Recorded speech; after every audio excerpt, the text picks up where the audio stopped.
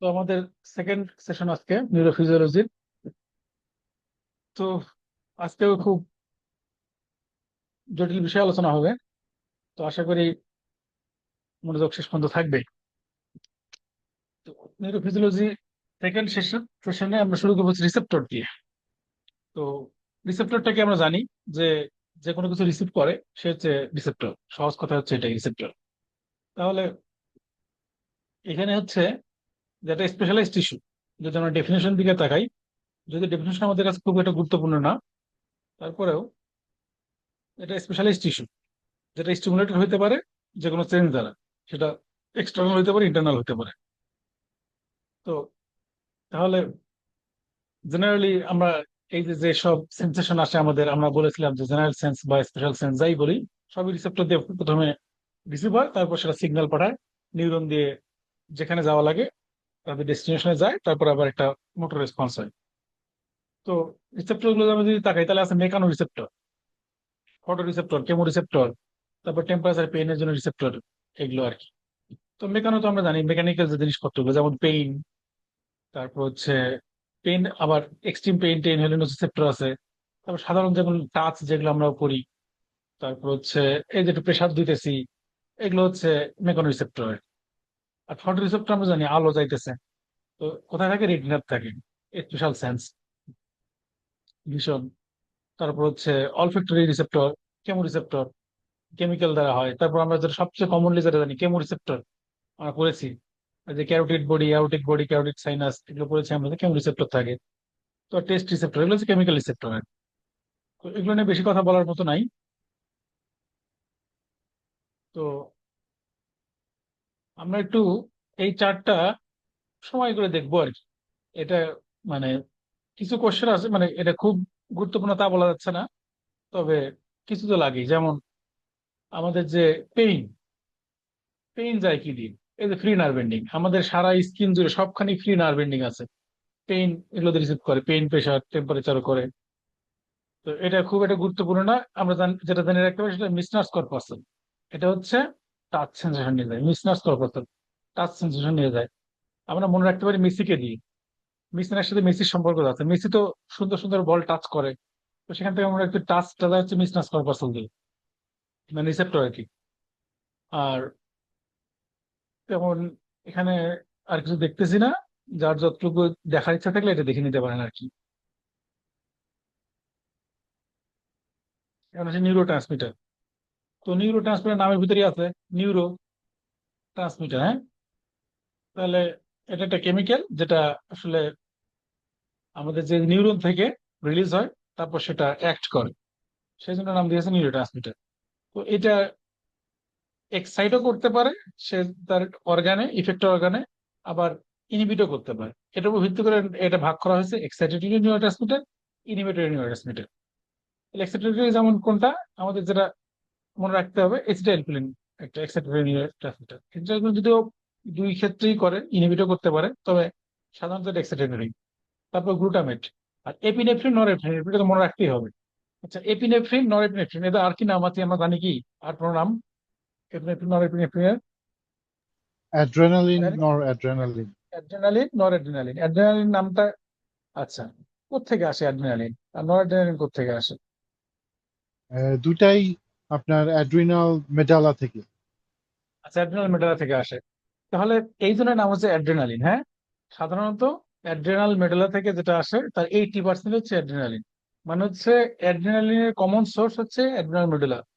তাহলে এই যে নামই হচ্ছে অ্যাড্রেনাল গ্ল্যান্ড, তাহলে অ্যাড্রেনাল গ্ল্যান্ড থেকে অ্যাড্রেনালিন আসবে, এটা মনে রাখা সহজ।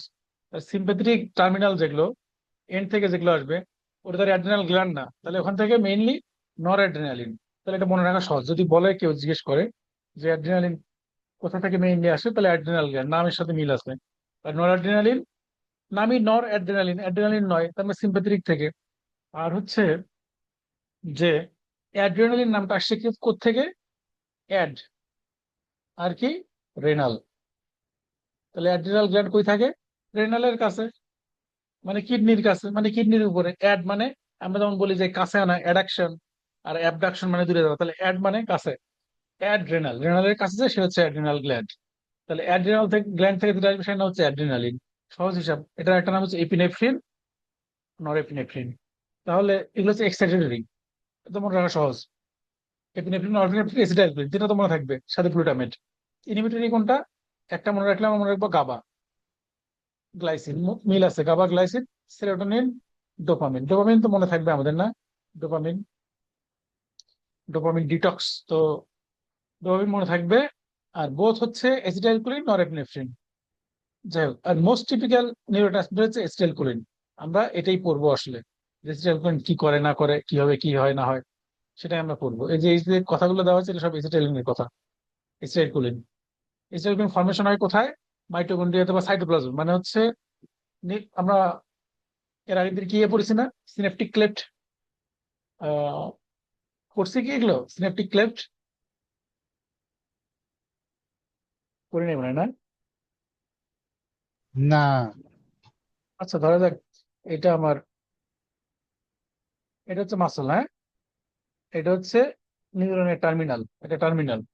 তাহলে এইটা নিউরনের একজনের লাস্ট মাথা আর কি। তাহলে এটা একটা হচ্ছে, বা এখানে আরেকটা কি থাকতে পারে মাসলের পরিবর্তে, একটা একজনের সাথে আর একটা নিউরনের জাংশন থাকতে পারে, না? এটা ডেনড্রাইটের বা সেল বডির জাংশন থাকতে পারে। তাহলে ওটা একটা জাংশন হতে পারে নিউরন টু নিউরন, আর হতে পারে নিউরন থেকে মাসল, কারণ নার্ভ দিয়ে মাসলে সিগন্যাল যাবে। তা এরকম হতে পারে, মানে নিউরোমাসকুলার জাংশন, অথবা নিউরন টু নিউরন সিনাপস হতে পারে। তো এই সিনাপসে কি হয়? তাহলে একটা একজনের টার্মিনাল থাকে, আমরা পরে এটা ডিটেলস বলবো। তো এটা সিনেপটিক নব থাকে, হ্যাঁ। তো এইটা হচ্ছে, যদি সিনেপস ধরি, এই জিনিসটাকে, টোটাল জিনিসটাকে যদি আমরা সিনেপস ধরি, তাহলে এদিক থেকে নিউরো ট্রান্সমিটার রিলিজ হবে, আর এখানে রিসেপ্টর আছে, সেই রিসেপ্টরের উপর কাজ করবে। তাহলে এইটা হচ্ছে সিনাপসের আগেরটা, এটা হলো সিনাপসের পরে। তার মানে একটা হচ্ছে প্রি সিনেপটিক, একটা হলো পোস্ট সিনেপটিক। সিনাপস হচ্ছে জাংশনটা, জাংশনের মানে একজন যেটা থেকে রিলিজ হইতেছে, যেটা থেকে ইম্পালস আসতেছে, সেটা হলো প্রি সিনেপটিক। আর যেখানে কাজ করতেছে বা যেখানে যাচ্ছে পরে সিগন্যালটা বা নিউরোট্রান্সমিটারটা গিয়ে কাজ করতেছে, সেটা হচ্ছে পোস্ট সিনেপটিক। তাহলে এটা প্রি সিনেপটিক নিউরন, পোস্ট সিনেপটিক নিউরন, বা প্রি সিনেপটিক নিউরন থাকবে, পোস্ট সিনেপটিক মাসলও থাকতে পারে। তাহলে এটা হচ্ছে প্রি সিনেপটিক নার্ভ টার্মিনাল, যেটা আমি আঁকলাম, এই যে এটা প্রি সিনেপটিক নার্ভ টার্মিনালে এইটা তৈরি হয়, এই যে স্টাইলগুলিন, এটা নিউরোট্রান্সমিটার তৈরি হয় এখানে। এগুলো কখন তৈরি হয়? যখন যে অ্যাকশন পটেনশিয়াল আসে আর কি। তো ধরা যাক একটা অ্যাকশন, সবই তো অ্যাকশন পটেনশিয়ালেরই কাজ কারবার। একটা অ্যাকশন পটেনশিয়াল আসতেছে, ধরা যাক এই নার্ভ দিয়ে দিয়ে আসতেছে, এখানে অ্যাকশন পটেনশিয়াল যখন আসবে তখন ক্যালসিয়াম চ্যানেল ওপেন করবে, ক্যালসিয়াম চ্যানেল ওপেন করবে, ক্যালসিয়াম যখন ঢুকবে, ক্যালসিয়াম ঢুকলে এইটা স্টিমুলেট করবে এসিটাইল ফরমেশনকে। যেমন নামই হচ্ছে এসিটাইল কোলিন। তাহলে এসিটাইল কোয়ে এবং কোলিন, এই দুটার একসাথে হয়ে, এই দুটো প্রিকারসর, এই দুটো মিলে তৈরি করবে এসিটাইল কোলিন। ঠিক আছে? এই যে এনজাইম কোলিন, এই এনজাইমটা দিয়ে, এনজাইমের এটার মনে হয় নাম মনে না রাখলেও চলবে, তবে পরে আরেকটা মনে রাখা লাগবে আর কি।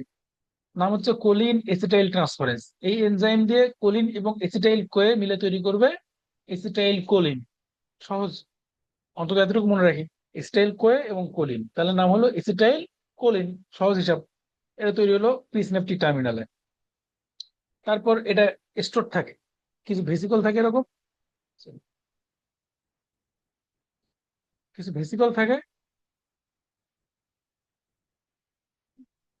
এরকম কিছু ভেসিকল থাকে এখানে, সরি সরি বললাম, এরকম কিছু ভেসিকল থাকে, এরকম কিছু ভেসিকল থাকে, ভেসিকলে এগুলো স্টোর থাকে।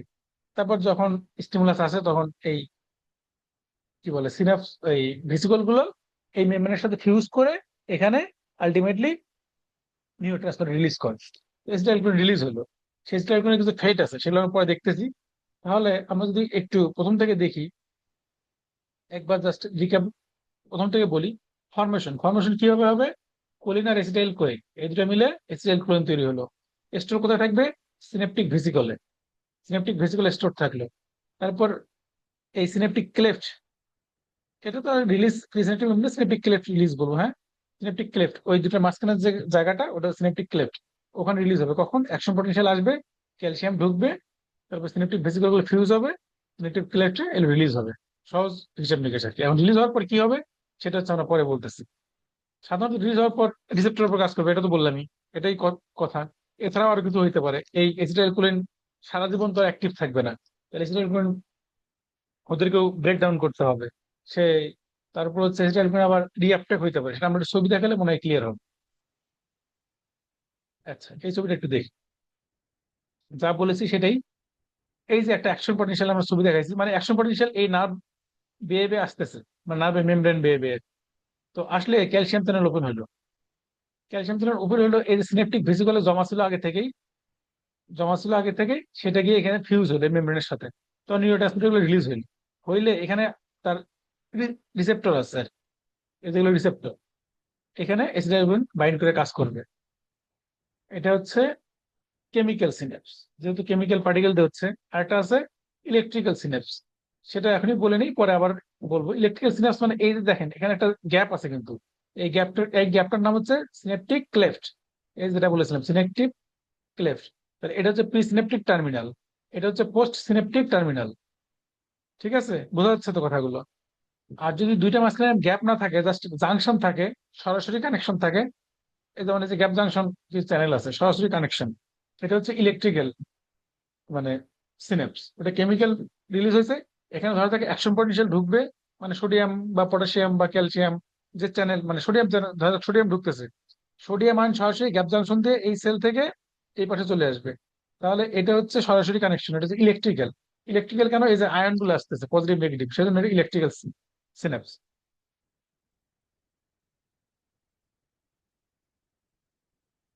এখন এসিটাইলকোলিন রিলিজ হয় কোথা থেকে? আমরা এই ছবিটা মানে দেখেছি অনেক, বা এই ছবির বিভিন্ন ভার্সন আমরা দেখেছি। তো আমরা যখন অটোনমিক নার্ভাস সিস্টেম পড়বো তখন এটা ডিটেলস কথা বলবো। এই ছবিটা শর্টকাট বলি, অথবা এটা বাদ দিয়ে দেই, পরে অটোনমিক নার্ভাস সিস্টেমের সময় বলবো। কি বলেন?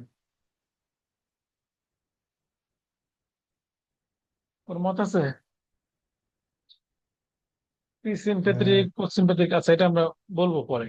তো এটাই করি, কারণ হচ্ছে যখন আমরা এই প্রিসিম্পেথেটিক পোস্ট সিম্পেথেটিক না বললে আসলে এখন বেশ ডিফিকাল্ট হয়ে যাবে, হচ্ছে আমরা তখনই বলি।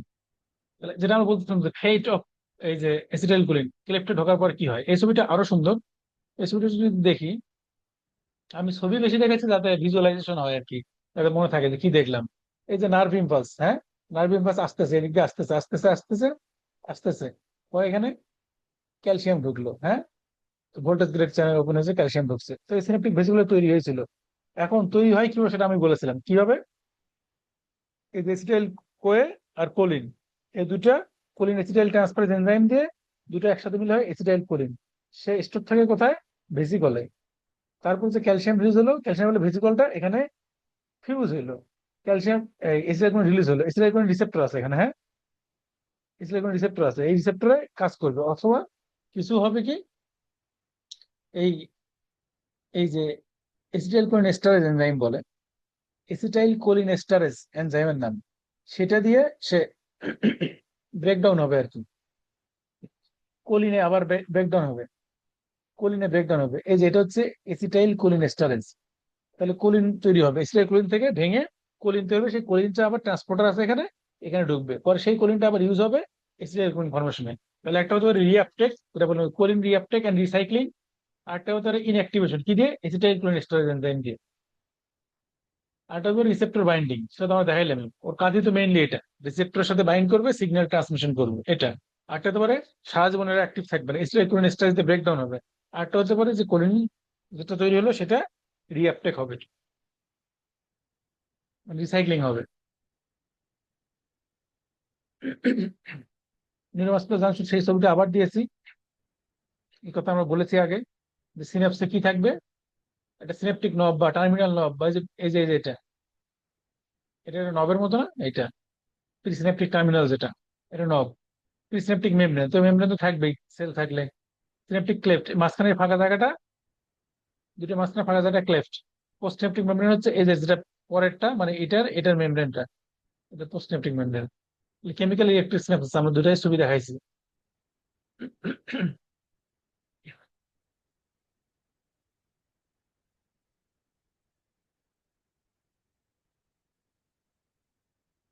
আচ্ছা, রিসেপ্টর অ্যাক্টিভেশন যেটা দেখাইলাম, এগুলো মনে হয় লাগবে না। এটা হচ্ছে রিসেপ্টর যখন অ্যাক্টিভ হয় আর কি, মানে পোস্ট টার্মিনাল লাগিয়ে রিসেপ্টর বাইন্ড করলো, সে আয়ন চ্যানেলকে সরাসরি মানে অ্যাক্টিভ করতে পারে, আয়ন চ্যানেল খুলে দিল, আয়ন ঢুকলো। আর একটা হতে পারে সেকেন্ড মেসেঞ্জারকে অ্যাক্টিভ করতে পারে, মানে সরাসরি আয়ন চ্যানেল না, সে বাইন্ড করলো রিসেপ্টর সাথে, রিসেপ্টর সাথে ভিতরে সেলের ভিতরে সেকেন্ড মেসেঞ্জার সিস্টেম, আমরা এগুলো অনেক শুনেছি। সেকেন্ড মেসেঞ্জারকে অ্যাক্টিভ করে সেই সেকেন্ড মেসেঞ্জার দিয়ে সে কোনো কাজ করাইলো, সেটা হতে পারে আরেকটা চ্যানেল সে ওপেন করলো, হতে পারে এটা এইভাবে কাজ করে আর কি। আরেকটা সব আমরা এই দুটো টার্ম আমরা অনেক শুনেছি, সেটা হচ্ছে এক্সাইটেটরি পোস্টসিনাপটিক পটেনশিয়াল, ইনহিবিটরি পোস্টসিনাপটিক পটেনশিয়াল। এখানে অনেক কথাবার্তা আছে, এগুলো কোনো দামি নাই। মূল কথা হচ্ছে একটা প্রিসিনেপটিক টার্মিনাল থেকে নিউরোট্রান্সমিটার রিলিজ হয়েছে, রিলিজ হয়ে সেটা পোস্টসিনেপটিক টার্মিনালে বা পোস্টসিনেপটিক মেমব্রেনে গিয়ে একটা রিসেপ্টরের সাথে বাইন্ড করছে, করার পরে সেটা যদি মানে পজিটিভ ইফেক্ট দেয়, এক্সাইট করে পরে নিউরনটাকে, সেটা হচ্ছে এক্সাইটেটরি পোস্ট সিনেপটিক পটেনশিয়াল।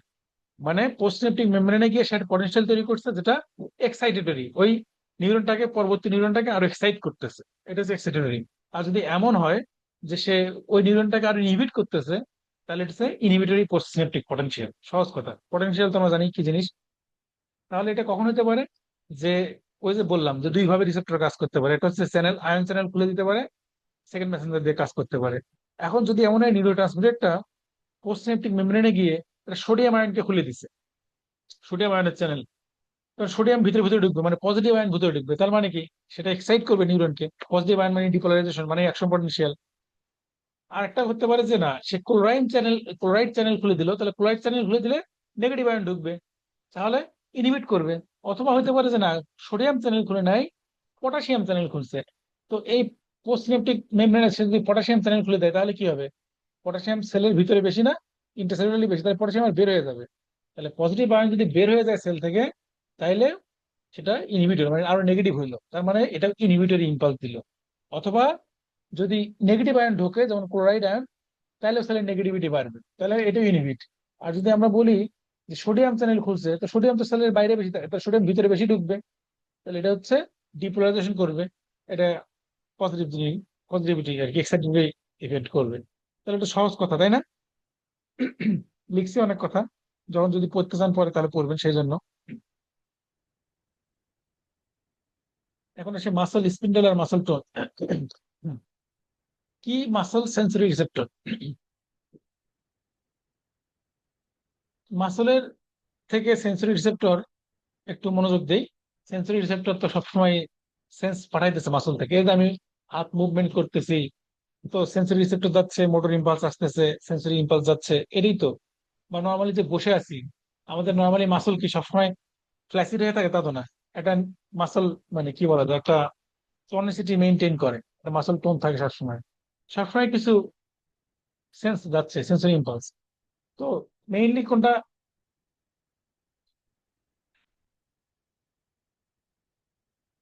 এটা তো মাসল স্পিন্ডল, আর হচ্ছে গলগি টেন্ডন অর্গান।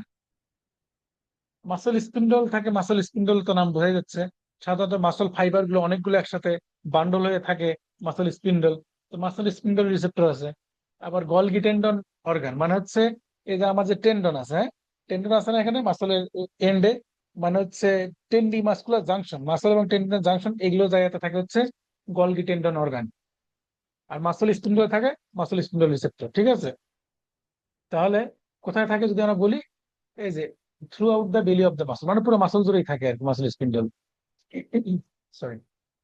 এবং এই মাসল লেংথ, মাসলের লেংথ কত দ্রুত চেঞ্জ হচ্ছে, মানে স্পিড, এগুলো সে ডিটেক্ট করতে পারে, এই মাসল স্পিন্ডল ডিটেক্ট করে সে ইম্পালস পাঠায় সেন্টারে।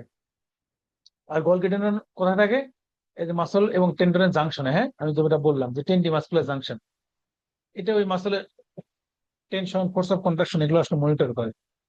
এখন এই মাসল স্পিন্ডল বলি বা গোলগি টেন্ডন অর্গান বা রিফ্লেক্স করবো একটু পরে আমরা, এগুলো সব প্রোটেকটিভ রেসপন্স, সব প্রোটেকটিভ রেসপন্স। যেমন ধরা যাক, আমার যদি খুব ভারী একটা জিনিস আমি যদি অনেকক্ষণ ধরে ধরা যাক ধরে আছি, একটা সময় গেলে আর ধরতে পারবো না, তাই ওটা হাত হাত করে মানে এক্সটেন্ড হয়ে গেছে, খুলে পড়ে গেছে, বা জিনিসটা ছেড়ে দিচ্ছে হুট করে, অনেকক্ষণ ধরে ধরে থাকে একটা ভারী জিনিস, এগুলো আসলে গলগি টেন্ডন অর্গানের মাধ্যমে রিফ্লেক্স হয়ে হয়। মানে এটা আমরা বলি গলগি টেন্ডন রিফ্লেক্স। তো এটা মানে এটার প্রোটেক্টিভ মেকানিজম। কেন প্রোটেক্টিভ, কিভাবে প্রোটেক্টিভ? এই যে আমি ধরে রাখছি একটা ভারী জিনিস অনেকক্ষণ ধরে, আর বেশিক্ষণ তো একটা মাসল ছিঁড়ে যাবে। তো মাসল ছিঁড়ে যাওয়ার থেকে সে প্রোটেক্ট করলো আসলে। মানে গলগি টেন্ডন আমার এই যে এরকম কন্ট্রাক্ট হয়ে গেছে, গলগি টেন্ডন থেকে ইম্পালস গেছে, সেই ইনহিবিটরি ইম্পালস দিছে, তখন রিল্যাক্স হয়ে গেছে, ছেড়ে দিছে। এটা হচ্ছে প্রোটেক্টিভ রেসপন্স আর কি। তো আমরা রিফ্লেক্স করবো, তখন আর একটু ডিটেলস বলার চেষ্টা করব। এই যে এই ছবিটা একটু দেখতে পারি আমরা চাইলে, এই যে গলগি টেন্ডন অর্গান বললাম কোথায়, যে মাসল এবং টেন্ডনের জাংশন, হ্যাঁ এই যে এখানে গলগি টেন্ডন অর্গান। আর মাসল, এটা তো বোঝা যাচ্ছে মাসল স্পিন্ডল থাকে, এই যে যেগুলো হচ্ছে রিসেপ্টর, হ্যাঁ এই যে এখানে আরো ভালো করে দেখানো হয়েছে। আচ্ছা, এই যে মাসলে কিছু থাকে হচ্ছে ইন্ট্রাফিউজাল ফাইবার, কিছু থাকে এক্সট্রা ফিউজাল ফাইবার। মানে মাসেল স্পিন্ডল গুলো ক্যাপসুলেটেড হয়ে থাকে, ওর ভিতরে যেগুলো সেগুলো হচ্ছে ইন্ট্রাফিউজাল, বাইরের গুলো হচ্ছে এক্সট্রা ফিউজাল ফাইবার। ইন্ট্রাফিউজাল ফাইবারের মোটর সাপ্লাই দেওয়া হচ্ছে গামা মোটর নিউরন, হ্যাঁ। আর এক্সট্রা ফিউজালে দেওয়া হচ্ছে আলফা মোটর নিউরন। আমরা গত ক্লাসে বলেছিলাম কিন্তু দুইটা দেখায়, যে একটা হচ্ছে আলফা মোটর নিউরন, একটা gamma motor neuron. Gamma motor neuron mainly টনিসিটিটা মেনটেন করে, আলফা মোটর নিউরন মেইনলি এই কন্ট্রাকশনটা মেনটেন করে। তাহলে দেখেন এই যে ছবিটা আছে, ছবিটা পরেও দেখতে পারবেন, এখানেও দেখতে পারেন যে ইন্টারফিউজাল ফাইবার গুলো গামা মোটর, আর এক্সট্রা ফিউজাল বাইরের গুলো হচ্ছে আলফা মোটর নিউরন সাপ্লাই দেয়। আর আহ, এখানে আর কি দেখবো, আচ্ছা এই সেন্সরি ইম্পালস, এই যে group A fibre, group two fibre, group one A, group one B, এগুলো আমরা দেখাইছি গত ক্লাসে। তো আমাদের যেটা দেখাইতে চাচ্ছিলাম সেটা হচ্ছে রিসেপ্টর গুলো কিভাবে থাকে, এই রিসেপ্টর দিয়ে যায়। তাহলে আলফা মোটর কিন্তু মেইনলি কন্ট্রাকশনটা করে। আমি যেটা গলগি টেন্ডনের কথা বললাম, ধরেন এই যে গলগি টেন্ডন, এখান থেকে ইম্পালস গেল আমার সেন্টারে স্পাইনাল কর্ডে গিয়ে, সে করবে কি, এই যে আলফা মোটর নিউরন যেটা সেটাকে ইনহিবিট করবে। কারণ আলফা মোটর দিয়ে তো কন্ট্রাকশনটা হয়েছে মাসলের, ইনহিবিট করলে মাসল কন্ট্রাকশনটা থাকবে না, রিল্যাক্স হয়ে যাবে এরকম। তখন ওই এক্সটেন্ড হয়ে যাবে, আর হাত ফ্লেক্স থাকবে না আর কি।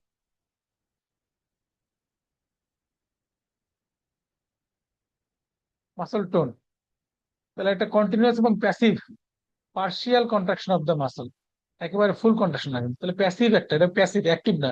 নর্মালি আমার বডির যে পোস্টার, বডি যে আমি নর্মালি বসে আছি, দাঁড়ায় আছি, এটা একটা কন্টিনিউয়াস মাসল টোন মেনটেন হয়। এটা হচ্ছে ইনভলান্টারি এবং আনকনসিয়াস, আমরা জানিও না কিন্তু হয়ে যাচ্ছে। এই যে পোস্টার ব্যালেন্স, এই যে দাঁড়ায় আছি, এখানে মাসল টোন মেনটেন করতেছে, মাসল টোন না থাকলে দাঁড়ায় থাকতে পারতাম না।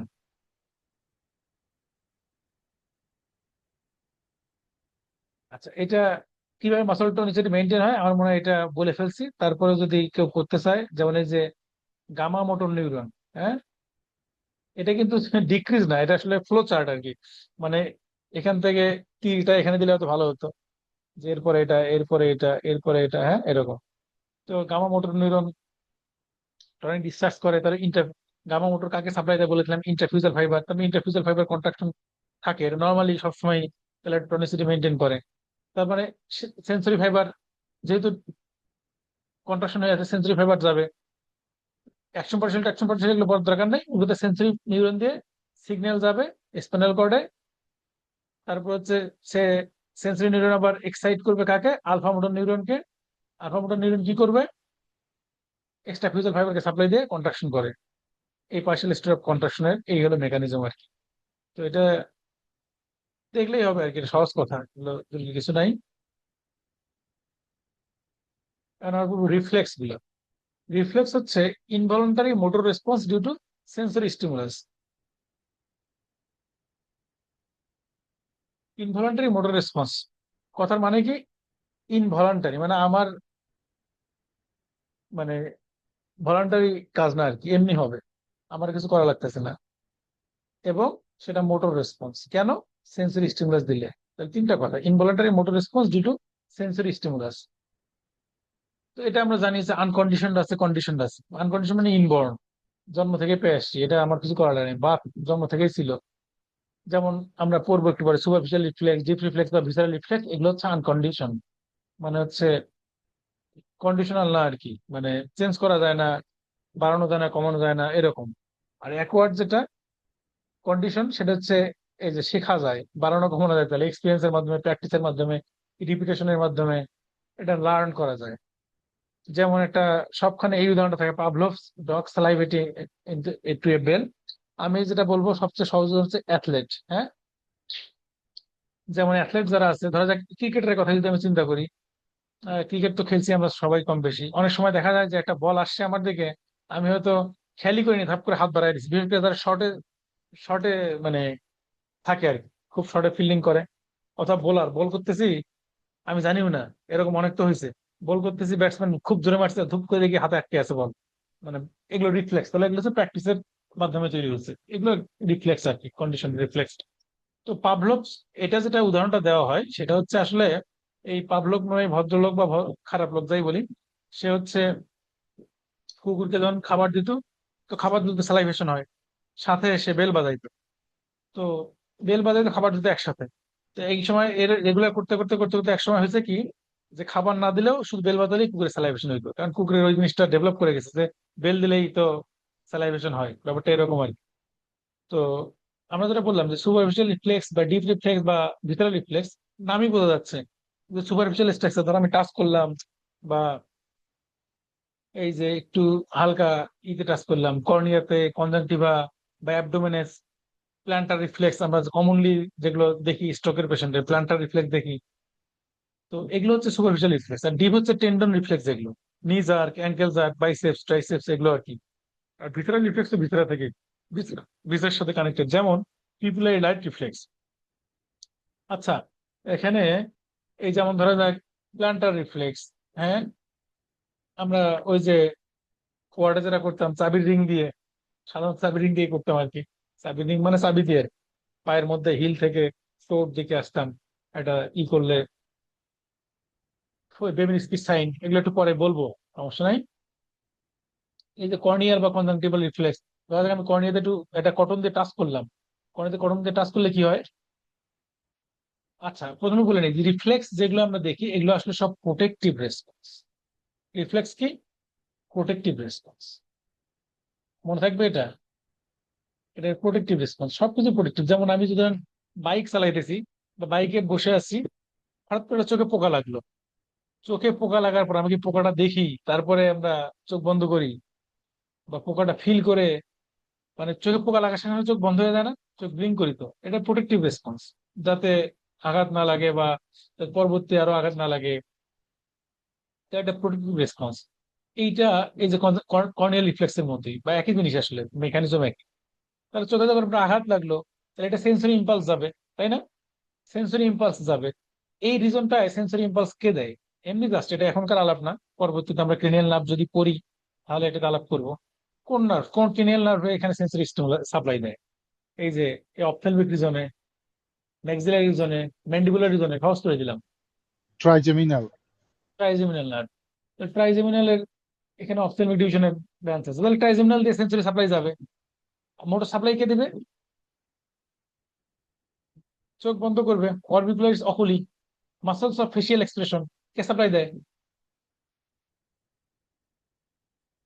মাসলস অফ ফেসিয়াল এক্সপ্রেশন, বলেই দিলাম, ফেসিয়াল এক্সপ্রেশন কে কে সাপ্লাই দিবে? Muscle muscles of facial expression. এটা নার্ভ, ক্রেনিয়াল নার্ভ 7 নাকি? ফেসিয়াল নার্ভ, হ্যাঁ ফেসিয়াল নার্ভ। নামই তো ফেসিয়াল এক্সপ্রেশনের মাসল, তাহলে muscles of facial expression, facial nerve, cranial nerve 7। এটা আসলে এখানে দেখেছি 5 আর 7, এই জন্য লিখেছে। হুম, তাহলে আবার বুকে সকলে বন্ধ করলো, একেবারে কনজেন্টিভাল রিফ্লেক্স সেম জিনিস, কর্নিয়া আর কনজেন্টিভা তো কাছাকাছি। আহ, তারপর হচ্ছে লাইট রিফ্লেক্স, যদি আমরা চিন্তা করি, চোখের মধ্যে যদি অনেক লাইট দেই কি করি আমরা? অনেক লাইট পড়লে চোখ ছোট ছোট করে ফেলি না? হঠাৎ করে অন্ধকার থেকে যদি আমরা আলোর মধ্যে আসি, হয়তো বাসার অন্ধকারের মধ্যে ঘুমাইতেছিলাম, হঠাৎ করে দরজা খুললাম বা জানলা খুললাম, দেখলাম হঠাৎ করে আলো ঢুকে পড়লো, চোখ ছোট করে ফেলি তো। বাইরে খুব রোদ থাকলে হঠাৎ করে চোখ ছোট করে ফেলি, এগুলো হচ্ছে লাইট রিফ্লেক্স। লাইট দিলাম, পিপুল কনস্ট্রিক্ট হয়ে গেল। লাইট দিলাম হচ্ছে ওই যে অপটিক নার্ভ দিয়ে চলে গেল, নার্ভ টু দিয়ে সেন্সরি স্টিমুলাস চলে গেল, তারপর আইরিস কন্ট্রাকশন করলো থার্ড নার্ভ দিয়ে, oculomotor, parasympathetic, pupillary constriction. Sympathetic আর প্যারাসিম্পেথেটিক পরে আমরা পড়বো, তখন আলোচনা করবো। হর্নার সিনড্রোম নিয়ে যদি কথা বলি তাহলে আমরা এটা বলবো। সরি। তাহলে এইগুলো সবই প্রোটেকটিভ রেসপন্স। ইভেন এই যে নি জার্ক, যেটা আমরা কমনলি একটা জার্কের নাম জানলে আমরা জানি নি জার্ক, তাই না? প্যাটেলের মধ্যে, এই প্যাটেলের টেন্ডনের এখানে বাড়ি দেই আর লাফ দিয়ে ওঠে, তাই তো? মানে লাথি দেই পা দিয়ে। এইটা তাহলে এইটা কিভাবে প্রোটেক্টিভ রেসপন্স হইলো? এইটা কিভাবে প্রোটেক্টিভ রেসপন্স হিসেবে হইতে পারে? আচ্ছা বলতেছি। তো আমরা, আচ্ছা এই যে পিপলের রাইট রিফ্লেক্স, হঠাৎ করে আলাদা গেলে চোখ ছোট ছোট করে একটা ইন্টারেস্টিং তথ্য দিয়ে রাখি, সত্য মিথ্যা জানি না, জাস্ট একটু শুনেছি আর কি। এই যে জলদস্যুরা আমরা দেখি না, পাইরেটস অফ দ্য ক্যারিবিয়ান, জলদস্যুরা এই যে এক চোখের উপর পট্টি দিয়ে রাখে, বন্ধ করে রাখে, এক চোখ খোলা রাখে। এটা নাকি ওরা ওই কারণে করে, মানে যেহেতু জাহাজের ডেকে সমুদ্রের মধ্যে প্রচন্ড মানে রোদ, প্রচন্ড আলো হওয়ার কথা, তাই তো? আশেপাশে তো কিছুই নাই ছায়া দেওয়ার মতো। আবার জাহাজের ভিতরে ঢুকলে তখন তো আবার অন্ধকার, মানে তুলনামূলক। তো এই হঠাৎ করে বের হওয়া, ঢোকা, এইসবে যাতে ঝামেলা না হয়, জন্য একটা চোখ এইরকম থাকে যাতে অ্যাকোমোডেট করতে সুবিধা হয় আর কি, একটা অন্ধকার একটা আলো। আচ্ছা, তো রিফ্লেক্স আর্ক মানে হচ্ছে পুরা রিফ্লেক্সটা যে পাথর দিয়ে হচ্ছে, মানে আমি এখানে একটা স্টিমুলাস দিলাম, এই যে প্যাটেলার পায়ের মধ্যে একটা বাড়ি দিলাম, সে এটা সেন্সরি পাথওয়েতে গেল, আবার মোটর পাথওয়ের সাথে কানেক্ট করে এসে রিফ্লেক্স মানে অ্যাকশন দিল। এই পুরা জিনিসটা হচ্ছে রিফ্লেক্স আর্ক। তাহলে কি কি জিনিস থাকবে?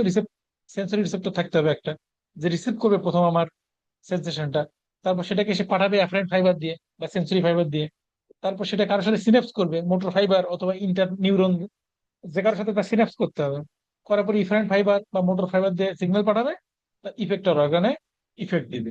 এই তো সহজ কথাবার্তা।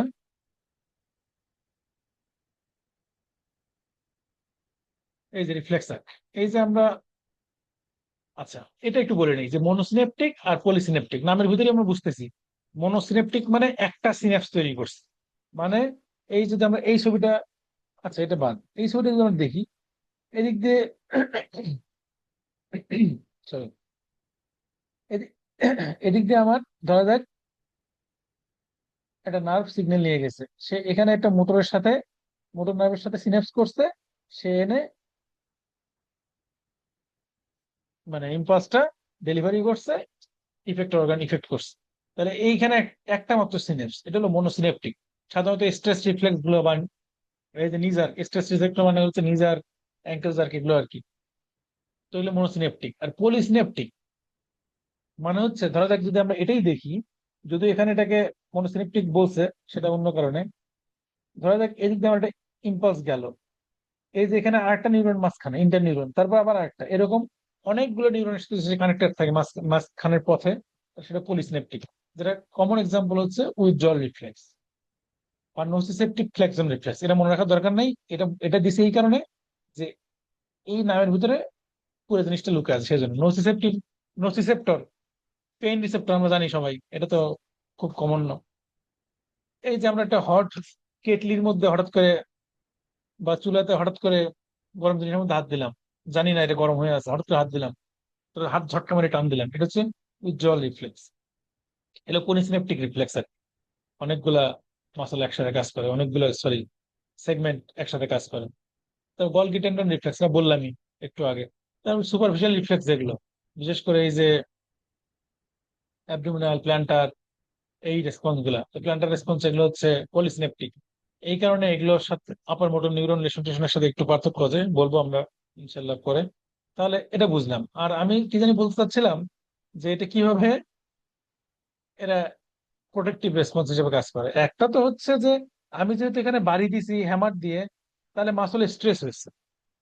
হ্যামার দিয়ে বাড়ি দিলে ঘটনাটা কি ঘটে, হ্যামার দিয়ে যখন বাড়ি দেই মাসল স্ট্রেস হয়, স্ট্রেস হলে স্ট্রেস স্টিমুলেটেড হয়, মানে ওই যে স্পিন্ডল, সে সেন্সরি সিগন্যাল পাঠায় যে এটা স্ট্রেস হয়েছে, মানে টান খাইছে সোজা কথায়।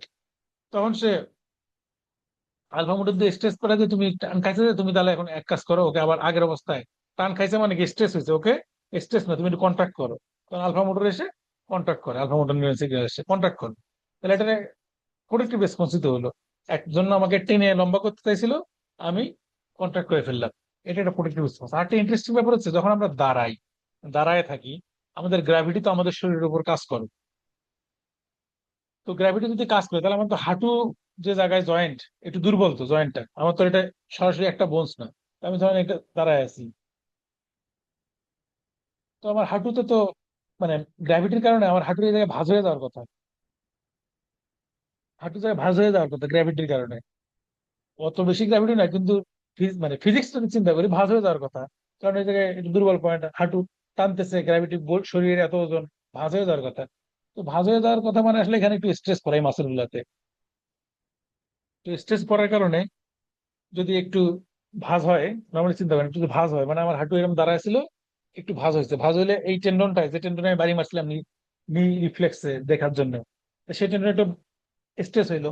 স্ট্রেস হওয়ার মানে সে সিগন্যাল পাঠাইলো, সে একই ঘটনা করে, তাহলে সে আবার মাসলে কোয়াড্রিসেপস সিগন্যাল পাঠালো যে তুমি ওখানে ভাঁজ হতে স্ট্রেস হয়েছে, তুমি কন্ট্যাক্ট করো। আর সে আবার কন্ট্যাক্ট করে সোজা করে দিল। মানে এই জিনিসটা প্রতিনিয়ত সবসময় আমার শরীরে ঘটতেছে, হয়তো বুঝতে পারতেছি না। তা আমি দাঁড়ায় আছি, আসলে ওই রিফ্লেক্স আর সবসময় অ্যাক্টিভ, এই জন্য বুঝতেছি না যেহেতু সবসময় অ্যাক্টিভ। এই যে আমি হাঁটতেছি, মানে আমি যে একটু পা আগায় দিলাম, এগুলো আসলে এই আর্ট দিয়ে মেনটেন হইতেছে। তো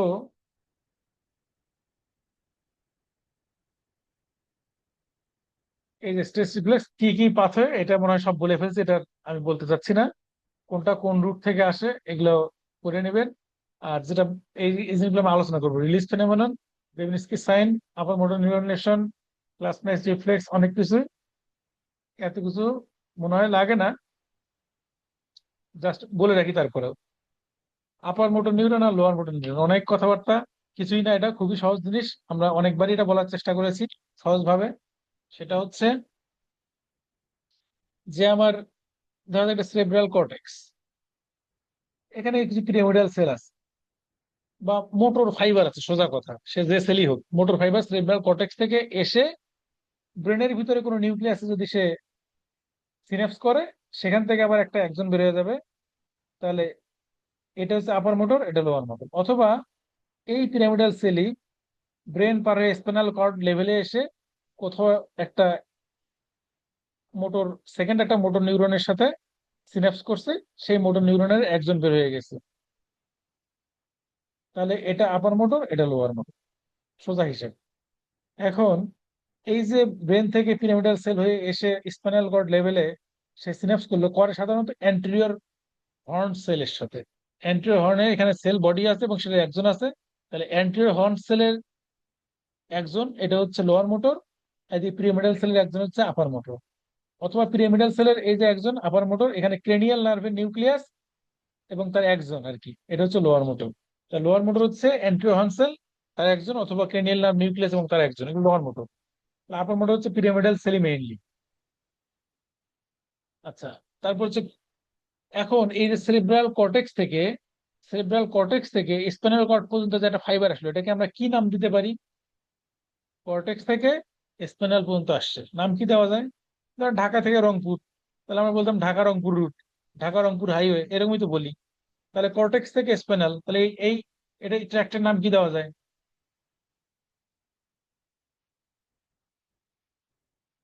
কর্টিকো নাইকেল, কর্টিকো স্পাইনাল ট্র্যাক্ট, ঠিক আছে না?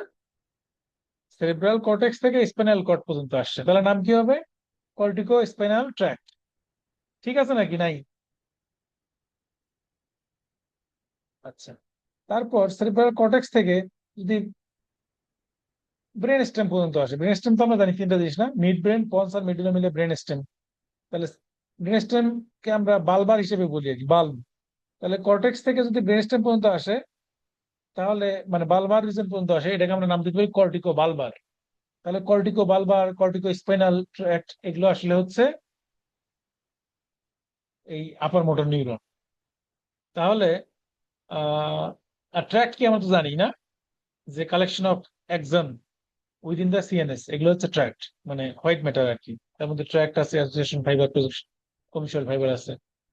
তাহলে এগুলো আমরা, এখন যেটা আমি বলতে চাচ্ছি সেটা হচ্ছে, তাহলে আপার মোটর নিউরন আমরা বুঝলাম। এরপর এই যে আমার ব্রেনের কর্টেক্স থেকে একটা স্টিমুলাস আসলো আমার স্পাইনাল কর্ডে, এখানে ধরা যাক এই লেভেলে এসে এখানে অ্যান্টেরিয়র হর্ন সেলের সাথে ই করলো, তারপর এটা মাসলে সাপ্লাই দিল। এখন এই আপার মোটর নিউরন লোয়ার মোটরের উপর একটা সাধারণত ইনহিবিটরি কন্ট্রোল আছে। এমন না যে সে ইনহিবিট করে, আপার মোটর কিন্তু লোয়ার মোটর নিউরনের কাজকে ফ্যাসিলিটেট করে। মানে আপার মোটর দিয়ে সিগন্যাল এসে লোয়ার মোটর সিগন্যাল গিয়ে মাসল কন্ট্রাকশন করতে পারে, এগুলো করে। কিন্তু তারপরে কন্টিনিউয়াসলি সেটা ইনহিবিটরি সিগন্যালের উপর রাখে।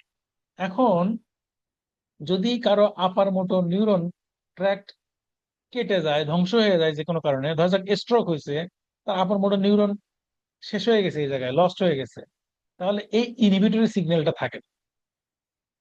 তাহলে আপার মোটর নিউরনের ইনহিবিটরি সিগন্যালটা থাকে না লোয়ার মোটর নিউরনের উপরে। তখন লোয়ার মোটর নিউরনটা তার নিজের মতো করে কাজ করে। মানে যদিও ধরা যাক তারেক রহমানের কথাই যদি ধরি, যিনি হচ্ছে সেন্ট্রালের, উনি তো তার কর্মীদেরকে উদ্বুদ্ধ করে বিভিন্ন কাজ করায়। তো এটাই তার ফাংশন। তারপরে তো একটা ইনহিবিটরি কন্ট্রোল থাকে, যে কর্মীরা যদি কখনো খুব খারাপ কিছু করে ফেলে, তারা বলে তোমরা এটা করো না বা করা উচিত না।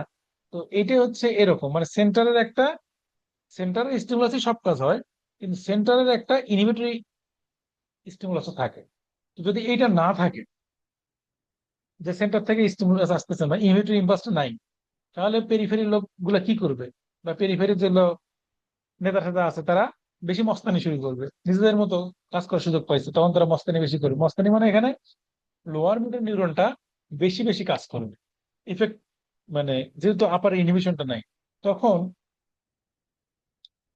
লোয়ার মোটরটা কি করবে? সে তার কাজ করবে আর কি।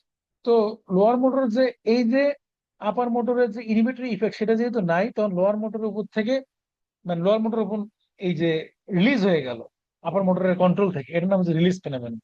এখন এটা যদি হয়, তখন লোয়ার মোটর কি, মোটর যেহেতু motor fibre anterior horn cell এবং তাদের এক্সনস, এই এক্সন মোটর অ্যাক্টিভিটিটা শো করবে, তখন মাসল গুলো মাসল গুলো স্পাস্টিক হবে।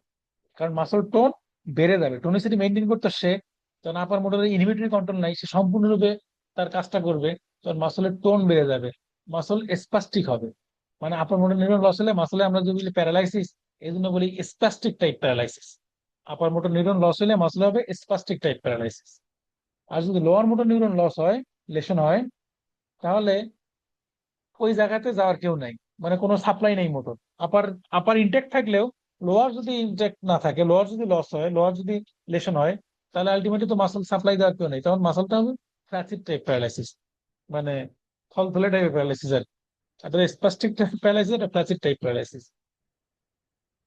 তাহলে এখন এখান থেকে আমরা কি কি আর করবো, সেটা হচ্ছে যে যদি আপার মোটর নিউরন লেশন হয়, আচ্ছা এটা আমরা একটা ছবি দেখাই আসলে এখানে এক জায়গায়।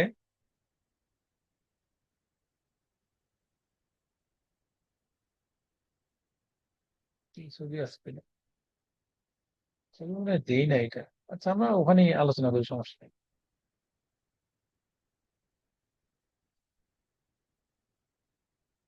যেটা বলতেছিলাম, যে আপার মোটর নিউরন, তাহলে আমার ব্রেনের থেকে, সেরিব্রাল কর্টেক্স থেকে একটা ইম্পালস আসছে আমার স্পাইনাল কর্ডে। এখানে আমার অ্যান্টেরিয়র হর্ন সেল আছে, সে মাসলে স্টিমুলাস দিচ্ছে। এখন একটু আগে যে আমরা এটা দেখলাম, যে মাসল যখন আমরা স্ট্রেস করি, হ্যামার দিয়ে যখন বাড়ি দেই, স্ট্রেস করি, স্টিমুলাসটা দেয় হচ্ছে সেন্সরি নিউরন দিয়ে, তারপর সেটা আপার মোটর নিউরনের সাথে সিনাপস আছে, সে স্টিমুলাস পাঠায়, তারপর মাসল কন্ট্রাকশন হয়। এখন এই ঘটনাটা, এটা একটা ডিপ রিফ্লেক্স, একটু আগে আমরা বললাম যে সুপারফিশিয়াল রিফ্লেক্স আর ডিপ রিফ্লেক্স। তো যখন আমার এই যে আপার মোটরের ইনহিবিটরি ইম্পালসটা নাই, নিজ দ্বারা আমরা বলেছিলাম একটা মনোসিন্যাপটিক রিফ্লেক্স, মানে হচ্ছে দেখেন এই যে সেন্সরি গেছে, সেন্সরি ইম্পালস গেছে, মোটরের সাথে কানেক্ট করে মোটরটা চলে আসছে। তারপরে একটা আপারের একটা ইনহিবিটরি ইফেক্ট থাকে, তো ইনহিবিটরি ইফেক্টটা নাই, তখন এই রিফ্লেক্সটা সামান্য ইনহিবিশন অনুভব করবে না, তার মানে রিফ্লেক্সটা বেশি হবে, মানে এক্সাজারেটেড হবে। তাইলে আপার মোটর যদি লেশন হয়, আপার মোটর নিউরন লেশন যদি হয়, তাহলে ডিপ রিফ্লেক্স বা নিজার্ক এক্সাজারেটেড হবে। তাহলে নিজের কেমন হবে, এক্সাজারেটেড হবে, রিলিজ ফেনোমেননের কারণে এক্সাজারেটেড হবে। এবং গলগি গলগি না, বেবনিস্কি সাইন যদি আমরা বলি, বেবনিস্কি সাইন হচ্ছে আমরা জানি সবাই, সেটা হচ্ছে যে আহ কি বলি, এই যে আমাদের ছোট বাচ্চারা, 2 বছরের কম বয়সী বাচ্চাদের আসলে পিরামিডাল ট্র্যাক্ট, যেটা পিরামিডাল ট্র্যাক্ট হচ্ছে cortico spinal tract, cortico bulbar tract আসলে না, পিরামিডাল বলা যায় না, তবে অনেক জায়গায় বলছে কর্টিকো বালবার আসলে পিরামিডের ভিতরে। যাই হোক, পিরামিডাল ট্র্যাক্ট, কর্টিকো স্পাইনাল যে ট্র্যাক্ট, সেইটায় সাধারণত মাইলিনেশনটা জন্মের পর হয়। এই বছর 2 সময় লাগে মাইলিনেশন হয়। মাইলিনেশন না হওয়া পর্যন্ত সে তার মানে এই যে ইনহিবিটরি ইফেক্ট এটা দিতে পারে না। তো যদি আমাদের নর্মালি ছোট বাচ্চাদের, যারা 2 বছরের কম বয়সী বাচ্চা, যদি আমরা প্ল্যান্টার রিফ্লেক্স দেখি, তাহলে ওর হবে কি, নর্মালি আমাদেরটা যদি চিন্তা করি অ্যাডাল্টের, যে প্ল্যান্টার রিফ্লেক্স দেখি, পায়ের দিকে সুশ্রী দেয়, দেখবেন না পা ভাঁজ করে ফেলি আমরা, মানে এই টো গুলো আমরা ভাঁজ করে ফেলি, ফ্লেকশন মানে প্ল্যান্টার ফ্লেকশন হবে আর কি। তাহলে এটা হচ্ছে নর্মাল রিফ্লেক্স, সাধারণ মানুষের, যারা সুস্থ মানুষ প্ল্যান্টার রিফ্লেক্স দিলে ফ্লেকশন হবে আর কি। এই যে গ্রেট ফ্লেকশন হবে, বাকিগুলো ফ্লেক্স হবে, এটা নর্মাল। কিন্তু বাচ্চাদের এবং যাদের আপার মোটর নিউরন লেশন আছে, তাদের হয় কি, এই যে গ্রেড টুটা এরকম ডটসি ফ্লেকশন হবে, হ্যাঁ, ডটসি ফ্লেকশন এপি মানে পায়ের উপরের দিকে, এবং আদার টো গুলো এরকম ফ্যানিং আউট হবে। এটা হচ্ছে বেমনিস্কি সাইন পজিটিভ, এটার মানে। তো এটা কেন হচ্ছে, ওই যে কর্টিক স্পাইনাল ট্র্যাক্ট যেহেতু তার ঠিক মতো কাজ করতেছে না, এবং বাচ্চাদের যেহেতু ঠিক মাইলিনেশন হয়নি এই কারণে। তাহলে স্ট্রোকের পেশেন্ট, মানে যাদের আপার মোটর নিউরন লেশন হয়েছে, বা স্পাইনাল টিউমার যে কোনো কারণেই হোক, বা ট্রমা, তাদের এই ঘটনাটা ঘটবে, সাইন পজিটিভ হবে। কেন, ওই যে বললাম যে কর্টিক স্পাইনাল ট্র্যাক্ট যেহেতু তার লেশন আছে, কর্টিক স্পাইনাল ট্র্যাক্ট যেহেতু কাটা পড়ছে, বা কর্টিক স্পাইনাল ট্র্যাক্ট যেহেতু ড্যামেজ হয়েছে, এই কারণে তার এই ঘটনাটা ঘটবে। কারণ হচ্ছে প্রিমিটিভ যেটা রিফ্লেক্স কর্টিক স্পাইনাল ট্র্যাক্টের, তার রিফ্লেক্স হচ্ছে আসলে ডট সিফ্লেকশনই করা। মানে জন্মগত রিফ্লেক্স হচ্ছে আমার কর্টিকোস্পাইনাল ট্র্যাক্ট, আমার প্ল্যান্টার রিফ্লেক্সে ডর্সিফ্লেকশন হবে, গ্রেড টো, সেটাই হয় বাচ্চাদের। কিন্তু যখন মাইলিনেশন হয় তখন আর এটা হয় না, তখন ইনহিবিটরি ইফেক্ট দেয়, তখন ওই যে লোয়ার মোটর নিউরনের যেসব কাজ সেটা হয় আর কি। এখন আর যেটা বলতে চাচ্ছিলাম এখান থেকে, যে ক্লাস নাইফ রিফ্লেক্স এটা কি, আর গলগি টেন্ডন রিফ্লেক্সটা কি। আচ্ছা, রিসিপ্রোকাল ইনহিবিশনটা আগে বলে ফেলি। রিসিপ্রোকাল ইনহিবিশন হচ্ছে এই যে, যেমন ধরো যাক আমার উইথড্রল রিফ্লেক্স, আমি একটা জায়গায় মানে কেটলিতে, গরম কেটলিতে হাত দিছি, হাত সরাই নিলাম, হাত সরাই নিলাম, শুধু ফ্লেক্সন দিয়ে সরাই নিলাম তা তো না, সাথে এক্সটেনশন গুলো রিল্যাক্স হইতে হয়েছে। মানে হচ্ছে ফ্লেক্সর মাসলকে সে স্টিমুলেট করছে, এক্সাইটেটরি ইফেক্ট দিছে, একই সাথে এক্সাইট মানে এক্সটেনশন যে মাসল আছে আমার, সেগুলোকে রিল্যাক্স করছে, ইনহিবিটরি ইফেক্ট দিছে। এটা হচ্ছে রিসিপ্রোকাল ইনহিবিশন। মানে অ্যাগোনিস্ট মাসলকে সে এক্সাইট করছে, অ্যান্টাগনিস্ট মাসলকে সে ইনহিবিট করছে একই সাথে, এই জন্য বলতেছে reciprocal inhibition. Golgi tendon reflex কি, এটা একটু বললামই, যে আপনার প্রচন্ড যখন স্ট্রেস হয়ে গেছে তখন এটা আসলে রিল্যাক্স হয়ে গেছে, এটা গলগি টেন্ডন রিফ্লেক্স কারণে হচ্ছে। এখন এইটা যদি এক্সাজারেটেড হয়, তাহলে সেটাকে আমরা বলি ক্লাস নাইফ নাইফ রিফ্লেক্স আর কি। এটাও আমরা ইয়াতে পাই, এই যে কি বলে, এই যে লেশনে আর কি। 1 মিনিট, আমরা এটা কি ছবি দেখাইছি কি, কোথাও সম্ভবত আছে এটা। আচ্ছা, এই যে কথাবার্তা এগুলো আমরা সব বলে ফেলছি, হ্যাঁ, এগুলো সব বলেছি। গলগি টেন্ডন রিফ্লেক্স সেটা তো বললাম। আচ্ছা, এই যে এখানে এখানে 3টা একসাথে আছে, তাহলে এই 3টা একসাথে করে ফেললে ভালো আর কি। যে এই যে আপার মোটর নিউরন লেশন যেটা আমরা বলছিলাম এখন, বা pyramidal tract lesion, cortico spinal tract lesion, এটা হইলে তাহলে আমি বললাম না, লোয়ার মোটর নিউরনটা বেশি কাজ করবে, মানে মাসল একটা টোনিসিটি মেনটেন করবে সবসময়।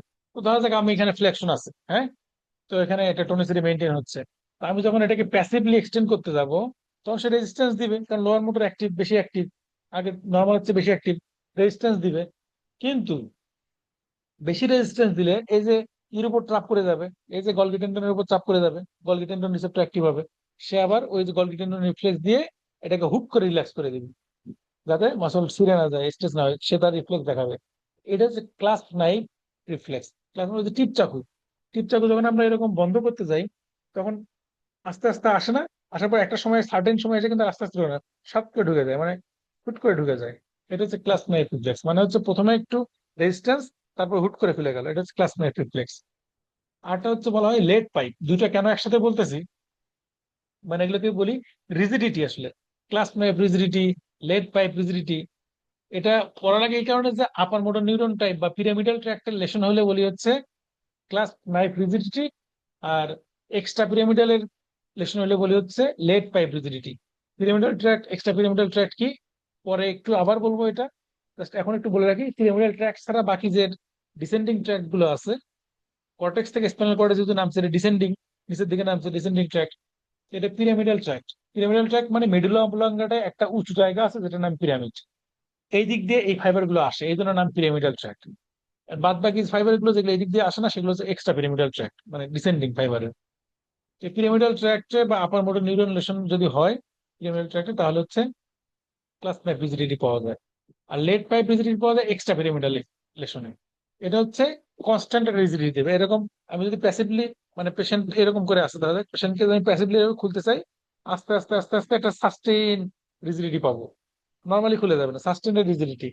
আর ক্লাস নাইফ হচ্ছে এরকম রিজিডিটি পাতে হুট করে খুলে গেছে ক্লাস নাইফ। আর একটা হচ্ছে কগ হুইল রিজিডিটি, এটা পার্কিনসন ডিজিজে কমনলি পাওয়া যায়, মানে হচ্ছে লেট পাইপই, কিন্তু লেট পাইপের সাথে এরকম মাসল একটু কাঁপবে, মানে ট্রেমর থাকবে, লেট পাইপের সাথে এরকম কাঁপবে কাঁপবে, সেটা হচ্ছে কগ হুইল, কগ হুইলের মতো। আচ্ছা, এখন আসি যে রিফ্লেক্সের প্রপার্টি কি। কোন সমস্যা আছে পর্যন্ত বুঝতে? কোনো কোশ্চেন আছে? রিফ্লেক্সের প্রপার্টি হচ্ছে এটা ইনভলান্টারি, আমরা প্রথমেই বলেছি যে ইনভলান্টারি জিনিস, মানে ভলান্টারি না। তারপর এটা হচ্ছে ডিলে হইতে পারে, মানে এই যে যে যত বেশি সিনাপস, মানে একটা সেন্সরি নার্ভ যাবে সরাসরি মোটরের সাথে সিনাপস করলে, মানে মনো সিনেপটিক হইলে দ্রুত হবে, আর পলিসিনেপটিক হইলে একটু দেরি হবে, এগুলো হচ্ছে ডিলে, সিনেপটিক ডিলে বলি আমরা এটাকে। তাহলে পলিসিনেপটিক একটু স্লোয়ার হবে, সোজা কথা। সামেশন, এইটা অনেকগুলো সাব থ্রেশোল্ড লেভেলের, থ্রেশোল্ড তো আমরা জানি, অনেকবার বলেছি এই কথা। সাব থ্রেশোল্ড লেভেলের স্টিমুলাস মিলে একটা অ্যাকশন পটেনশিয়াল জেনারেট করতে পারে, মানে অনেকগুলো ছোট ছোট স্টিমুলাস মিলে একটা আসলে কার্যকরী স্টিমুলাস তৈরি করতে পারে। ইরেডিয়েশন, খুব যদি স্ট্রং স্টিমুলাস হয় আশেপাশের নিউরনকেও সে স্টিমুলেট করতে পারে, এটা হচ্ছে ইরেডিয়েশন। রিসিপ্রোকাল ইনহিবিশন বলেছি। আর অক্লুশন, অক্লুশন হচ্ছে A plus B is less than A plus B, মানে হচ্ছে এই দুটা, মানে দুটা নিউরন যদি একসাথে স্টিমুলেট হয়, সেটার যে ইম্পালস যদি আলাদা করে মানে আলাদা করে যদি ওই দুটো যদি আলাদা আলাদা করে স্টিমুলেটেড হতো, সেটার যে মানে অ্যাকশন তার চেয়ে কম হবে। মানে আলাদা করে করলে সেটা কাউন্ট করলে যেটা হবে রেসপন্স, একসাথে দুইটা সিমিলটেনিয়াসলি যদি হয় তাহলে রেসপন্সটা কম হবে। কেন এটা হবে? ধরা যাক একটা স্টিমুলাস দিলাম, তো সে তো শুধু নিজেকে স্টিমুলেট করবে তা না, তার আরো কিছু ফাইবার আছে, অ্যাসোসিয়েটেড কিছু আশেপাশের ফাইবারকে সে স্টিমুলেট করতে পারে। তারপর সে রিফ্লেক্স দিল, ভালো কথা। এখন আরেকটা দিলাম, সে তার মেইন যে ফাইবার সেটাকে স্টিমুলেট করবে, আশেপাশে কিছুকে স্টিমুলেট করতে পারে। তাহলে দুইবারই এই ঘটনা ঘটতে পারে, মানে হচ্ছে দুইবারের ক্ষেত্রে কিছু অ্যাসোসিয়েটেড ফাইবার। যদি আমি এমনি একটা উদাহরণ দিয়ে বুঝাই, যে মনে করা যাক এটা একটা ইম্পালস, সে একটা অ্যাকশন দেয়, আর একটা ইম্পালস হচ্ছে এটা, সে একটা অ্যাকশন দেয়। এখন এই রেটটা সে তার অ্যাসোসিয়েটেড কিছু ফাইবার আছে দিক দিয়ে সেটাকে সে স্টিমুলেট করতে পারে। আবার এইটা যখন যায়, তার ওই এই সেম অ্যাসোসিয়েট ফাইবারকে সে স্টিমুলেট করতে পারে, আলাদা আলাদা করে করলে। আলাদা আলাদা করে করলে সে নিজেরটাকে করে, পাশেরটাকে স্টিমুলেট করে। আবার এটাও আলাদা করলে সে নিজেরটাকে করে, পাশেরটাকে স্টিমুলেট করে। তার মানে দুটা আলাদা করলাম, আর দুটো যদি একসাথে করি তখন হবে কি, সে এটা করবে, এটা তো করতেইছে, সেটা করতেছে, এটা করতে, মানে এই ফাইবারটা দুইবার অ্যাক্টিভ হইলো না, তখন দুইটা কমন হওয়ার কারণে একটা দিয়ে অ্যাক্টিভ হয়েছে, একবারই হয়েছে। তাহলে ওই জায়গাটা একটু ঘাটতি থাকে। আচ্ছা, এটা হচ্ছে অক্লুশন। স্পাইনাল কর্ড বা স্পাইনাল ট্র্যাক্টের আমরা এই যে ক্রস সেকশন দেখতেছি, সেটা হচ্ছে যে এগুলো আমরা অনেকবার দেখছি। এগুলো মনে হয় আর দেখানো লাগবে না। এটা অ্যান্টেরিয়র, এটা পোস্টেরিয়র, মানে স্পাইনাল কর্ড এটা পিছন দিকে, বডির পিছন দিকে। তাহলে এইটা মাঝখানে একটা গ্রে কলাম, গ্রে কলাম কি আমরা জানি, গ্রে কলামের ডর্সাল হর্ন এটা, অ্যান্টেরিয়র হর্ন এটা বা ভেন্ট্রাল হর্ন। এই যেটা একটু ল্যাটেরাল হর্ন সবখানে থাকে না, যেখানে অটোনমিক নার্ভাস সিস্টেমের আউটফ্লো আছে সেখানে থাকে। আর হোয়াইট ম্যাটার যেটা চারপাশে, এটাকে আমরা বলতেছি অ্যান্টেরিয়র ফানিকুলাস, সামনের অ্যান্টেরিয়র ল্যাটেরাল ফানিকুলাস, আর হচ্ছে পোস্টেরিয়র ফানিকুলাস, হ্যাঁ, বা ডর্সাল ফানিকুলাস। এই দিক দিয়ে আসলে ট্র্যাক্ট গুলো যায় না, এই স্পাইনোথ্যালামিক ট্র্যাক্ট, কর্টিকোস্পিনাল ট্র্যাক্ট, ট্র্যাক্ট গুলো হোয়াইট ফাইবার আমরা জানি, হোয়াইট ম্যাটার হচ্ছে ট্র্যাক্ট। আর এই যে গ্রে ম্যাটারে থাকে আসলে সেল বডি।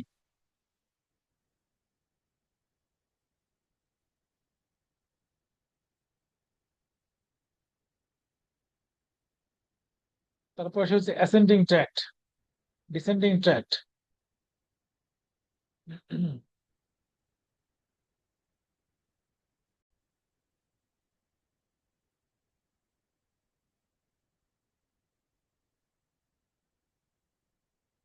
তো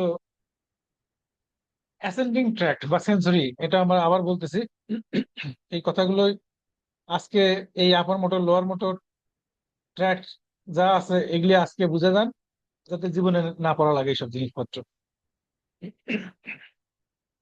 অ্যাসেন্ডিং ট্র্যাক্ট নাম হচ্ছে অ্যাসেন্ডিং, উপরে উঠবে, ডিসেন্ডিং মানে নিচে নামবে, সহজ কথাবার্তা। তাহলে আমার যদি একটা একটা ট্র্যাক বা একটা ফাইবার বা একটা এক্সন যদি আমার স্পাইনাল কর্ড থেকে সেরেব্রামে যায় বা সেরেব্রামে যায়, তাহলে এটা হচ্ছে অ্যাসেন্ডিং ট্র্যাক্ট। আর যে ফাইবারটা আমার ইম্পালস নিয়ে আসবে উপর থেকে নিচে, মানে সেরেব্রাম থেকে বা সেরেব্রাম থেকে যে নিচে স্পাইনাল কর্ডে নিয়ে আসে বা বডির অন্যদিকে নিয়ে আসে, সেটা হচ্ছে ডিসেন্ডিং ট্র্যাক্ট। তো ট্র্যাক্ট কি, আমরা এগুলো অনেকবার বলেছি, যে collection of axon within the CNS, মানে তাহলে যেটা সেরেব্রাল কর্টেক্স থেকে স্পাইনাল কর্ডে নিয়ে আসবে, এটা ডিসেন্ডিং ট্র্যাক্ট। যেমন আমরা বলেছিলাম কর্টিকো স্পাইনাল ট্র্যাক্ট, কারণ কি সেরেব্রাল কর্টেক্স থেকে স্পাইনাল কর্ডে নিয়ে আসে, এদের নাম কর্টিকো স্পাইনাল ট্র্যাক্ট। আবার ব্রেন স্টেমে নিয়ে আসে, সেরেব্রাল কর্টেক্স থেকে ব্রেন স্টেম পর্যন্ত আসলে ওটাকে বলা হয় বাল্ব, এই জন্য বলি কর্টিকো বালবার ট্র্যাক্ট। এগুলো আসলে ডিসেন্ডিং ট্র্যাক্টের, মানে যেগুলো জরুরি ইম্পর্টেন্ট সেটা হচ্ছে এটা। এখন অ্যাসেন্ডিং ট্র্যাক্ট তাহলে কি, আমরা একটু আগে দেখলাম যে আমাদের স্পাইনাল কর্ডে তাহলে অ্যান্টেরিয়র ফানিকুলাস থাকে, ল্যাটারাল ফানিকুলাস থাকে, এই আর ডরসাল ফানিকুলাস থাকে, মানে হচ্ছে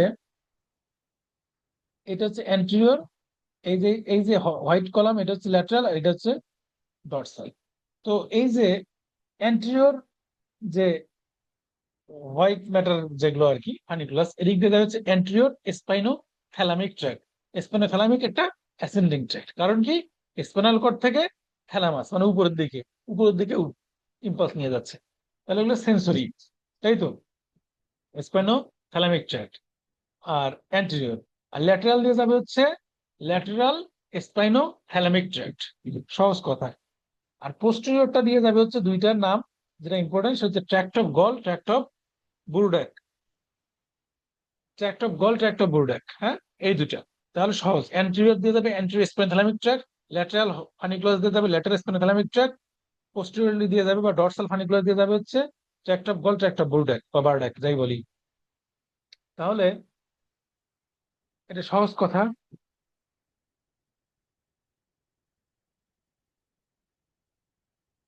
তাহলে পোস্টেরিয়র ফানিকুলাস দিয়ে tract of Goll and Burdach, anterior funiculus দিয়ে anterior spinothalamic tract, lateral funiculus দিয়ে ল্যাটেরাল স্পাইনোথ্যালামিক ট্র্যাক্ট, এগুলো হচ্ছে মেইন। এরপর এগুলো হচ্ছে যার যেমন খুশি, যে কটা খুশি করবে আর কি। তাহলে এখানে একটা ইম্পর্টেন্ট জিনিস বলে রাখি, কেন আমাদের প্যাচ লাগে। সেটা প্যাচ লাগবে না আজ থেকে, আমরা একটা কথা যদি মনে রাখতে পারি সেটা হচ্ছে second order neuron. Second order neuron কি, এগুলো তো আমরা জানি নাকি। মানে ধরেন একটা ইম্পালস আমার এই শরীরের একটা অংশ থেকে আমার ব্রেন পর্যন্ত যাইতে হবে,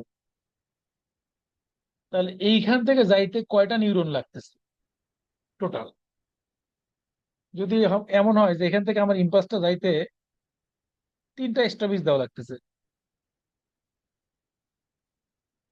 ধরা যাক, তাহলে এটা first order neuron, second order neuron, third order neuron. তাহলে ফার্স্ট অর্ডার নিউরনের সেল বডি যেখানে, সেটা আমরা জানবো। সেকেন্ড অর্ডার নিউরনের সেল বডি, তারপর থার্ড অর্ডার নিউরনের সেল বডি এবং একজন। তাহলে মূল কথা হচ্ছে এগুলো এরকম অর্ডার নিউরন। তাহলে যদি এমন হয় যে আমরা যদি আচ্ছা ট্র্যাক্টের ছবি দেখে, এগুলো ছবি না দেখে আসলে পরে মুশকিল। আমি যেটা বলতে চাচ্ছিলাম সেটা পরে বলতেছি।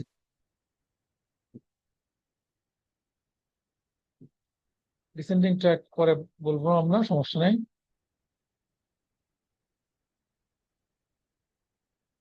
আচ্ছা, এটা একটু জেনে রাখি তাহলে সুবিধা হবে। অ্যান্টেরিয়র স্পাইনোথালামিক যেটা বললাম, এটা ক্রুড টাচ এবং প্রেসার, এই সেন্স গুলো নিয়ে যায়। মানে আমি এই টাচ করলাম, এই সেন্স যাইতেছে কি দিয়ে? আমার অ্যান্টেরিয়র স্পাইনোথালামিক ট্র্যাক্ট। প্রেসার দিলাম, এটা কি দিয়ে যাইতেছে? অ্যান্টেরিয়র স্পাইনোথালামিক ট্র্যাক্ট দিয়ে। পেইন দিলাম, কি দিয়ে যাবে? ল্যাটারাল স্পাইনোথালামিক ট্র্যাক্ট দিয়ে। টেম্পারেচার হট কোল্ড কি দিয়ে যাবে? ল্যাটারাল স্পাইনোথালামিক ট্র্যাক্ট দিয়ে। আর ফ্যাসিকুলাস গ্র্যাসিলিস বা ফ্যাসিকুলাস কিউনিয়েটাস, ফ্যাসিকুলাস গ্র্যাসিলিস সাধারণত লোয়ার বডি পার্ট থেকে সেন্স নিয়ে যায়। একই জিনিস ফ্যাসিকুলাস কিউনিয়েটাস নিয়ে যায় আপার বডি পার্ট থেকে সেন্সেশন।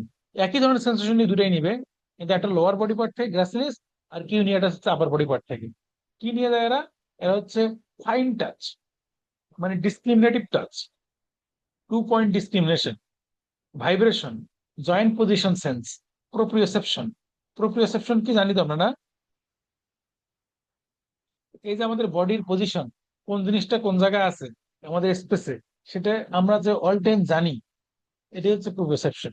এটা আমরা জেনে রাখি, সব তথ্য হয়তো আমার সেরেব্রাম মধ্যে যাইতেছে না, কিন্তু আমার জানা আছে। এই কারণেই আমরা অন্যদিকে তাকায় সিঁড়ি বেয়ে নামতে পারি, কারণ আমি জানি আমার পা কোথায় আছে। চোখ বন্ধ করে আমি বোতাম লাগাইতে পারবো, কারণ আমি জানি আমার হাত কোথায় আছে। বা চোখ বন্ধ করে আমি নাক টাচ করতে পারতেছি, কারণ আমি জানি নাক কোথায় আছে। এটা আমি কিভাবে জানি? এটা আমার জানি জন্যই নাক টাচ করতে পারি চোখ বন্ধ করে। এটা হচ্ছে প্রোপ্রিওসেপশন আছে বলে, ইনটেক্ট আছে বলে আমি এগুলো করতে পারছি। যার প্রোপ্রিওসেপশন ইনটেক্ট নাই, সে এই কাজটা করতে পারবে না। তাকে যদি বলি নাক টাচ করে, সে তো এখানে টাচ করবে, করতে পারবে না ঠিক মতো, কারণ সে জানে না তার নাক কোথায়। সে চোখ বন্ধ করে তো বোতাম লাগাইতে পারবে না, না দেখি সিঁড়িতে হাঁটতে পারবে না। এরকম অনেক সমস্যা, প্রোপ্রিওসেপশন আছে বলে এগুলো হচ্ছে। তার মানে আমাদের জয়েন্ট পজিশন সেন্স, ভাইব্রেশন, এই যে ভাইব্রেশন টিউনিং ফর্ক দিয়ে যে দেখি, এগুলো যায় হচ্ছে ফ্যাসিকুলাস গ্যাসলিস আর কিউনিয়েটাস দিয়ে। তারপরে যে ডিসক্রিমিনেটিভ টাচ বা 2 পয়েন্ট ডিসক্রিমিনেশন যেটা বললাম, আমি যদি দুইটা জিনিস, বিশেষ করে ক্লিপ দিয়ে পরীক্ষা করা হয়, যে ক্লিপের দুই মাথা দিয়ে যদি আমরা টাচ করি, এটা আলাদা করতে পারা যায় কিনা। যেমন ফিঙ্গার টিপ খুবই সেন্সিটিভ, কিন্তু ব্যাক তেমন সেন্সিটিভ না। মানে হচ্ছে যদি ফিঙ্গার টিপে আমি যদি দুইটা পিন দিয়ে যদি একই সাথে টাচ করি, খুব ছোট ছোট মানে খুব কম জায়গার মধ্যে টাচ করলেও চোখ বন্ধ করতে থাকতে হবে, কিন্তু দেখলে তো আর হলোই না। খুব কম জায়গার মধ্যে টাচ করলেও সে বলতে পারবে যে হ্যাঁ দুইটা টাচ করছে। আস্তে আস্তে যত কমে আসবে তখন আর বলতে পারবে না। তো পিঠের মধ্যে এই জায়গাটা, মানে আমি যদি আঙ্গুলে এতটুকুর মধ্যে বুঝি, পিঠের মধ্যে এতটুকু তো বুঝবো না, পিঠের মধ্যে এতটুকু ডিস্টেন্স না হলে হয়তো বুঝবো না। মানে জায়গা বড় লাগবে, এটা ডিপেন্ড করে আসলে আমাদের শরীরের কোন জায়গায় এই রিসেপ্টর গুলো কত ঘন। যেমন ফিঙ্গার টিপ, লিপ, এগুলো তো খুব ঘন রিসেপ্টর। এই কারণে খুব সামান্য ডিস্টেন্সও ধরে ফেলা যায়, 2 পয়েন্ট ডিসক্রিমিনেট করা যায়।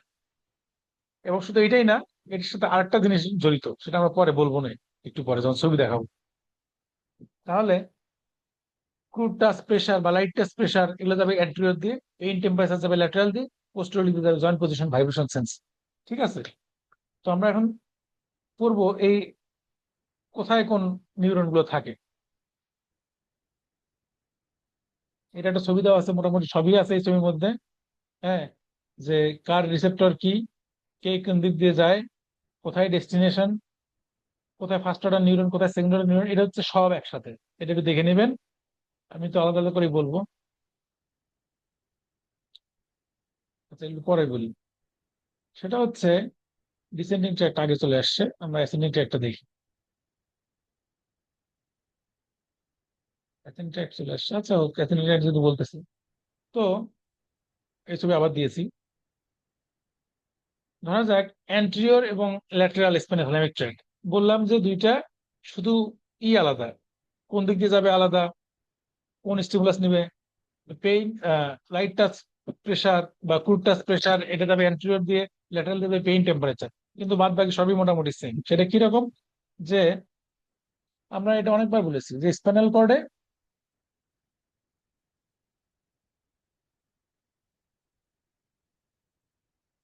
যেটা যদি স্পাইনাল কর্ড আমরা আঁকি, সেটা হচ্ছে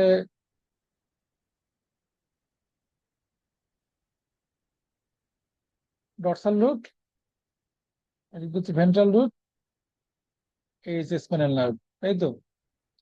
তো আমরা অনেকবার এটা বলেছি যে আমাদের এই যে পোস্টেরিয়র গ্যাংলিয়া, এখানে সিউডোনিউক্লিয়ার নিউরন থাকে। সিউডোনিউক্লিয়ার মানে নিউরনটা এরকম দুই পাশে নার্ভ দিয়ে, এই নার্ভ দিয়ে এখানে মাসল আছে বা এখানে স্কিন, এখান থেকে এই নার্ভের এন্ডিং আছে। তো এখানে আমি একটা টাচ করেছি, হ্যাঁ, এখানে আমি টাচ করেছি, তাহলে এইটা একটা নিউরন দিয়ে স্টিমুলাসটা গেল কোথায়? এখানে সেল বডি, হ্যাঁ, পোস্টেরিয়র গ্যাংলিয়তে। গ্যাংলিয়ন মানে collection of sell body outside the CNS, তাহলে ওটা কালেকশন অফ সেল বডি, তাহলে সেল বডি আছে ওখানে। এখন এইটা আমার এখানে আসলো, আসার পর শেষ হয় নাই তো, সে এখানে গিয়ে একটা সিনাপস করলো কোন একটা সেল বডির সাথে বা সেল বডি ডিএনএর সাথে সিনাপস করলো। তাহলে এই যে এই মাসল থেকে শুরু করে বা স্কিন থেকে শুরু করে, মাসল না স্কিন থেকে শুরু করে আমার এই পর্যন্ত